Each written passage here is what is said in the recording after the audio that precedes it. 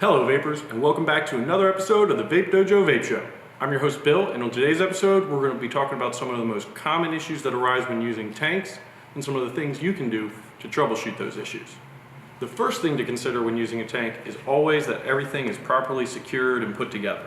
Anytime you're changing your coil or filling up or pretty much doing anything, you want to make sure that when you're done everything is screwed back together completely tightly and secured, whether that's your coil, threaded glass, the top cap, the base.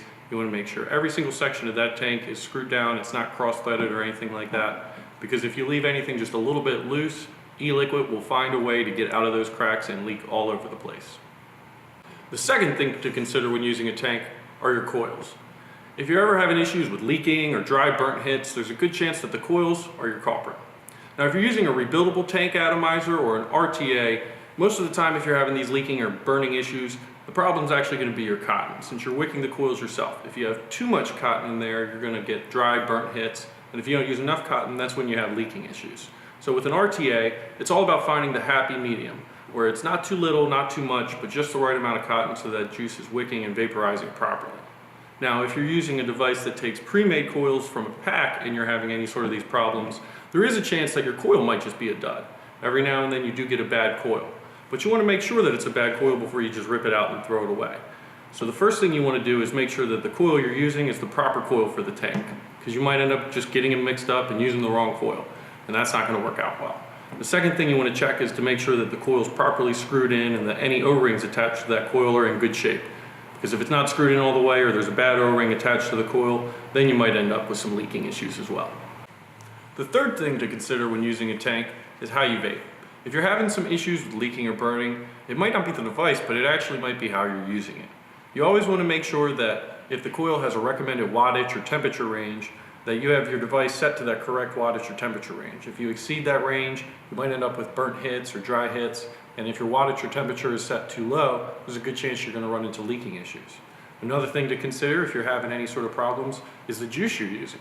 The VG-PG ratio of that juice is going to determine the thickness of it. The more VG, the thicker the juice.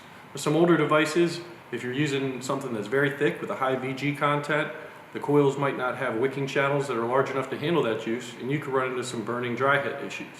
Now if you're using a newer tank that has big, wide open wicking channels, and you're using a super thin juice, maybe a 50-50 mix with a lot of VG or a lot of PG in it, then you're probably going to run into some leaking issues. So you always want to make sure that you have the correct juice with the correct device. You also want to take into account temperature control. If you're using a temperature control coil, you need to have a temperature control device and you need to have it set to the appropriate temperature control setting. Otherwise, you're going to end up with bad burnt dry hits or leaking issues. So always make sure that the setting on your device is compatible with the coil you're using. The fourth thing to consider when using a tank is regular maintenance. Now this is true with all devices, but especially so with tanks.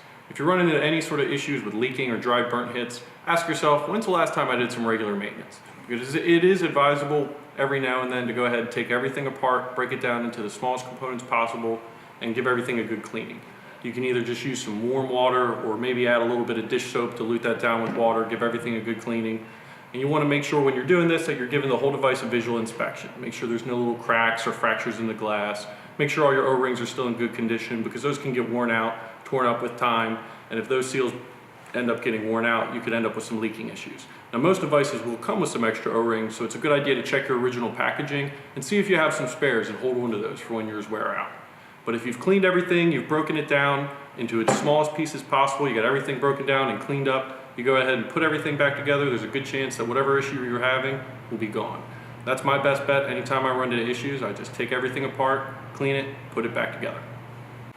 The fifth thing to consider when using a tank is pretty simple, the filling process. Anytime you're filling your tank, you always want to be careful to make sure that you're only getting the e-liquid where it's supposed to be. You're not spilling any down the sides or dripping it down the center chimney section where it can leak down to the coil. Anytime you're getting juice where it's not supposed to be, you're going to end up with a mess. You also want to be careful if there's a max fill line printed anywhere on the device that you're not exceeding that level when filling it with e-liquid. Because if you do, you're going to end up with a juicy mess. That pretty much wraps it up. We know that this video didn't cover every single problem that every single device could potentially run into, but it does cover some of the most common ones we've run into and how to fix them. So we hope you found it helpful. If you enjoyed this video and you did find it helpful, click the link in the top right hand corner to subscribe. Be sure to check out the description below to follow us on social media.